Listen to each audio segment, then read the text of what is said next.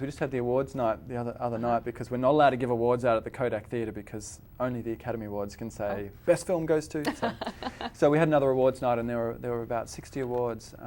So that's great. I mean, everybody ends up going home with an award of some kind, right? Almost. It was an everyone. interesting year because we had a judging panel and I think we needed to have even odd numbers of judges or something because we had quite a few ties actually. But it's great because the films really, they are all exceptional, and it's even. I'm banging my microphone, sorry. But even for me to say that, I mean, that's what I was so impressed in the second festival is how the quality of the films. They really are some of the best 48-hour films, and they're just great films. So. Lots and lots of winners, and we have a couple of more. Now, tell me about this one first before we look at this clip. It's called "I Am That." Tell us about that one. Yes, this was the first film that we had made overseas, and this one was made in India, and this film is about. There's several million people in India that are actually both genders. They're called eunuchs. They're both male and female.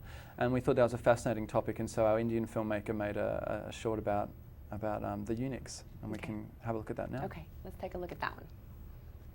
मेरे लिए कोई चिराग पैदा हो मगर चिराग पैदा हो और वो चिराग समझो आज भी सोसाइटी में स्टिग्मा है डिस्क्रिमिनेशन है कि वो चिराग लड़का हो या लड़की हो कोई हिजड़ा ना हो कोई किन्नर ना हो कोई ऐसा एक ट्रांसजेंडर ना हो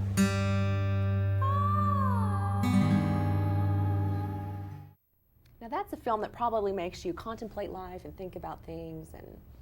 Well, it does. I mean, we all have our issues, don't we, that we're dealing with in our lives. And what would it be like to deal with being both male and female? It's a completely different sort of issue. And to see the we think dating's hard enough. Yeah, I mean, dating's it could hard be enough. worse. Imagine if you're both male and female. I suppose you've got more options then, I don't know. But in India, they're really interesting. And what we found was really elevating is that a lot of people discriminate against them, but they're also considered to be really sacred as well. The eunuchs, they're almost like gods. And we thought that was such an interesting paradox that we wanted to explore that. So it's a great little film. Okay. We're putting together a DVD of all these films, by the way, which will be available on the elevatefestival.com, awesome. the website. So we can see them all in their full length. Yeah, these are just little tasty teasers. Yes, this is another little tasty tidbit we have is from another film. Tell us about The Rub of Attraction. Oh, that one's close to my heart. That's actually it's a satirical look at The Secret, the film I directed last year because well, actually, it sets itself up quite well with a counselling session and a support group for people where The Secret isn't working. It's very funny. So maybe we can have a look at that in a few moments. Why am I here? I'll tell you why I'm here. I'll tell you why we're all here. It's that rat, Oprah. I put the shame on you. Oh, relax, Pauline. You know it's true. She's a rat. She told the whole world our secret. Yeah, I told it, man. She did. It stopped working because too many people know about it. For instance, let's say collectively, we all intended on banging Lucy here.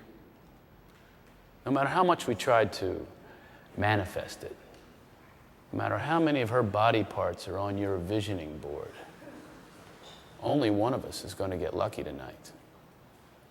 Ain't that right, Lucy?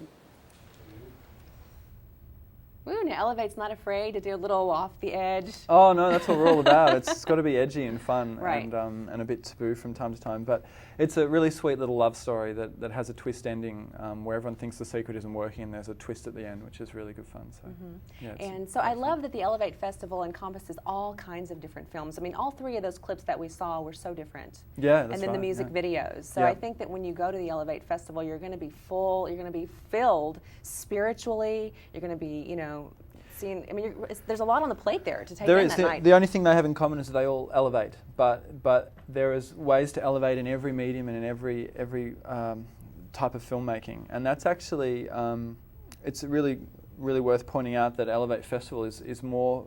It's not really just a once-a-year festival for us. It's a celebration where we come together once a year about the way we make films and the way. It's a really life-affirming festival where we all come together and celebrate the way we live, and it's all about really looking in each moment of our lives to how we can elevate the situation and how we can take an elevating standpoint or elevate someone with a random act of kindness or and whatever. Always seeing the glass half full, because there's always going to be shortcomings and negativities, but if you just choose to not focus on those, there's lots of wonderful things about every negative situation, right? There are. Well, that's right. It's tricky to even label something as negative because so often things are actually supporting us, even challenging things. And it reminds me of that beautiful parable about the Indian man who was given a cow. And in India, to be given a cow is huge. And people said, oh, the villagers said, you're so lucky, this is so fortunate that you've got this cow. And he said, so it appears. And then the cow actually trampled his son the next day. And then the villagers said, oh, this is so terrible, your son's been injured. And he said, well, so it appears. And then there was a war, and all the kids had to go off to war except his son, because he'd been trampled by the cow. And so people said, oh, it's so wonderful that your son, so you can see where it's going. Right. And so one of the traps we fall into, and I've seen it a lot since The Secret, is that people are really quick to judge their experiences in life as either good or bad and positive, negative.